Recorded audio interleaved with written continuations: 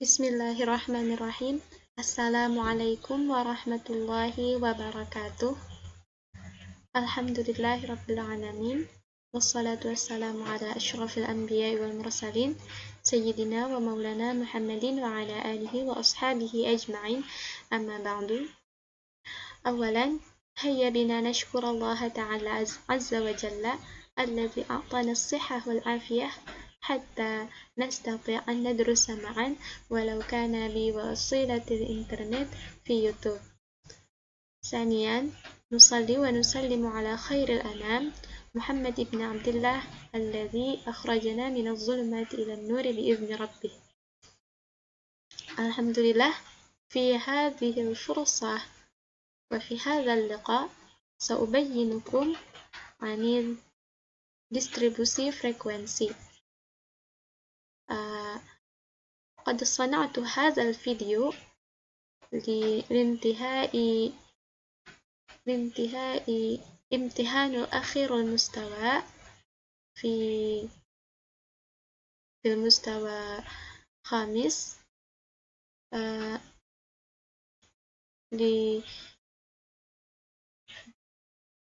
لتعليم statistik pendidikan alladzi qayyaduhu muallim Doni Ahmad Ramadhani. Qabla an ubayyinakum anil maddah sa'ubayyinu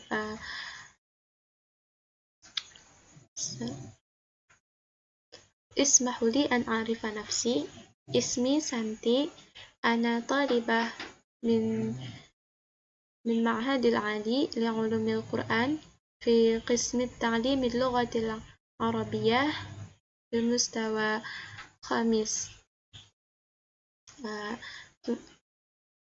لأسهلني في البيان ولتسهيلكم للفهم سأبينكم باللغة الإندونيسية.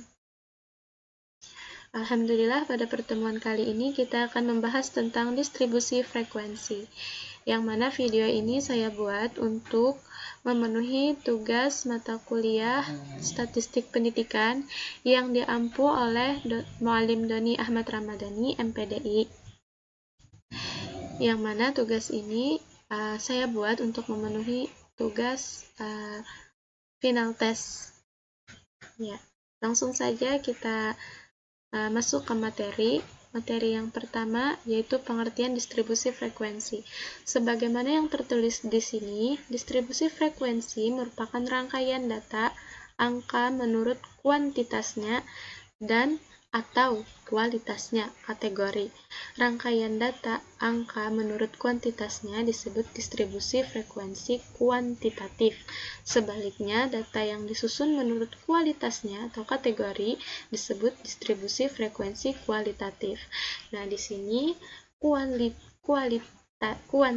kuantitas itu biasanya berhubungan dengan angka, sedangkan kualitas biasanya berhubungan dengan kategori, seperti misalnya jenis kelamin, pekerjaan, pendidikan, dan sebagainya. Sedangkan kuantitas ini adalah yang berhubungan dengan angka tadi, jumlahnya.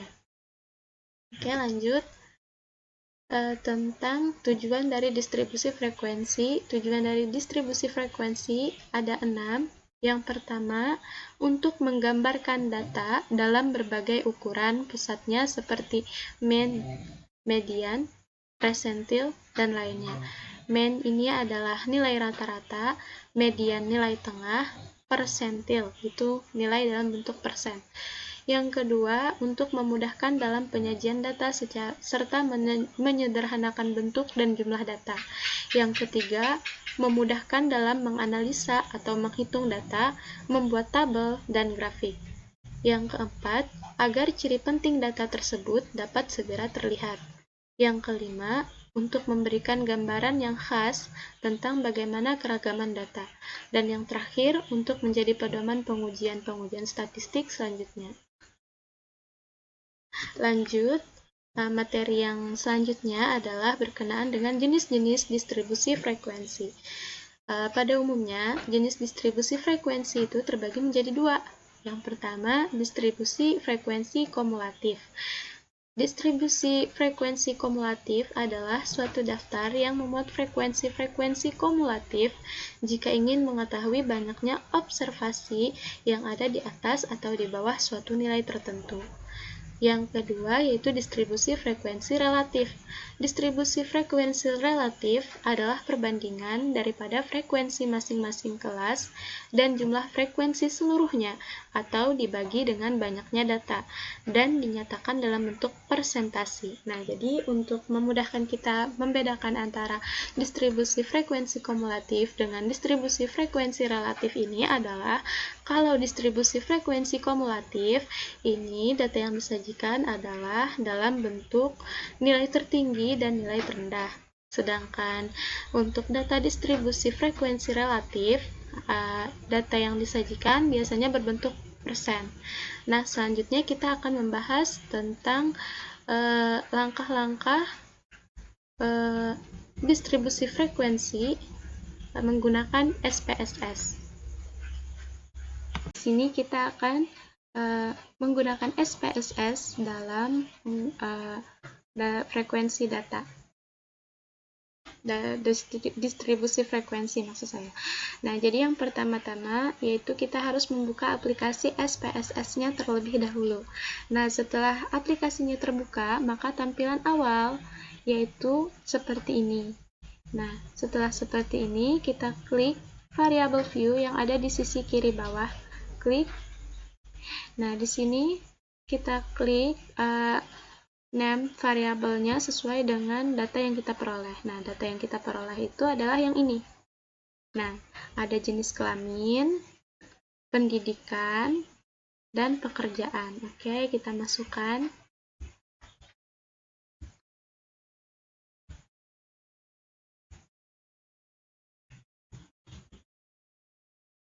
Nah, di sini jenis kelamin bisa kita singkat menjadi JK, enter. Terus pendidikan.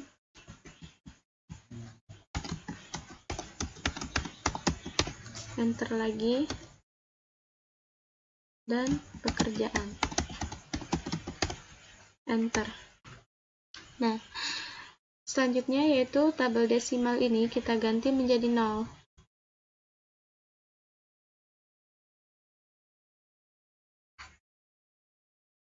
Kemudian di bagian label kita kasih keterangan dari apa yang kita tulis di sini. JK itu adalah jenis kelamin.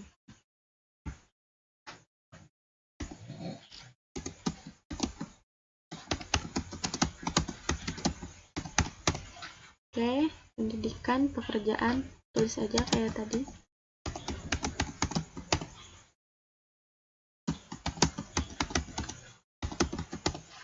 Oke, sekarang values. Values ini adalah kalau saya boleh bahasa sederhanakan, bahasanya itu adalah tentang kode. Nah, kode dalam bentuk huruf. Sebagaimana kodenya kita lihat di sini. Nah, di bagian jenis kelamin ada 2 kode, yaitu kode pertama untuk pria, kode kedua untuk wanita. Di bagian pendidikan ada 3 kode, kode 1 SMP, 2 SMA, 3 S1. Nah, di bagian pekerjaan ada 4 kode, IRT 1, buruh 2, swasta 3, dan PNS 4. Ya, kita masukkan kode-kode ini di bagian values. JK, jenis kelamin, ada 2 tadi. 1, pria. 2, wanita. Setelah selesai, klik OK. Nah, di bagian pendidikan tadi ada 3 value. Yang pertama, 1 SMP, 2 SMA, 3 S1. Selesai, klik OK. Nah, di bagian pekerjaan ada 4 tadi. 4 values. Yang pertama, values pertama 1 dilambangkan dengan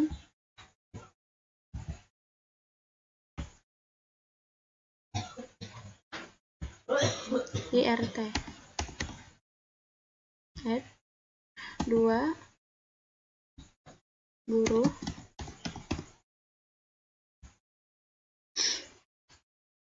yang 3 swasta, yang keempat PNS. Selesai, klik OK. Nah, jadi yang tabel yang perlu kita perhatikan adalah name, desimal, sama label, sama values. Sedangkan yang lainnya boleh kita kita reject aja, gak usah, kita abaikan saja. Yang penting values, label, desimal, sama name. Nah, setelah selesai di sini kita klik data view. Nah, di sini ada bagian JK, pendidikan, pekerjaan. Nah, di sini kita masukkan kode-kode yang telah kita kasih di values tadi, sesuai dengan data yang kita peroleh. Kita kembali ke data kita. Nah, di sini ada kodenya, di blok aja. Oke, CTRL-C.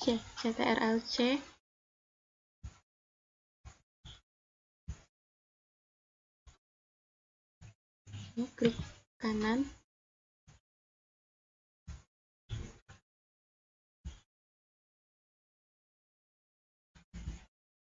Klik kanan. Paste. Oke, sekarang di bagian pendidikan kita copy lagi kodenya. Blok CTRL-C.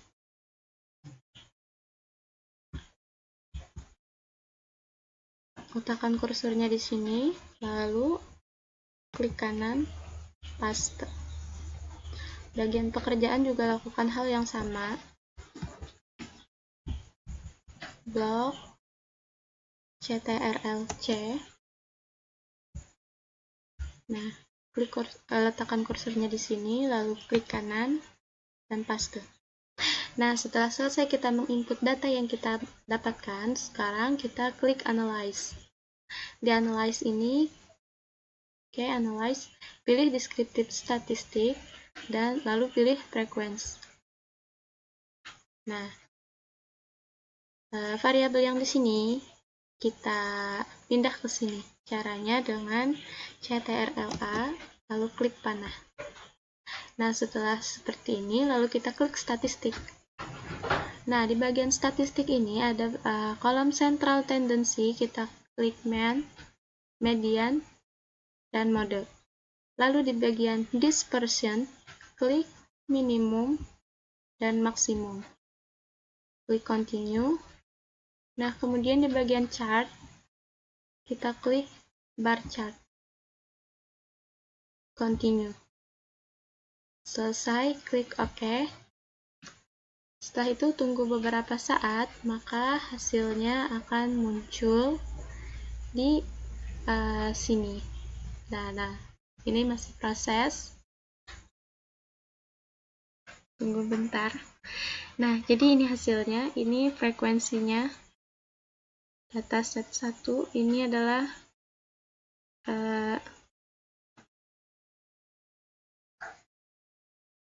semua mode yang ada, yang kita masukkan tadi, meliputi jenis kelamin, pendidikan, dan pekerjaan.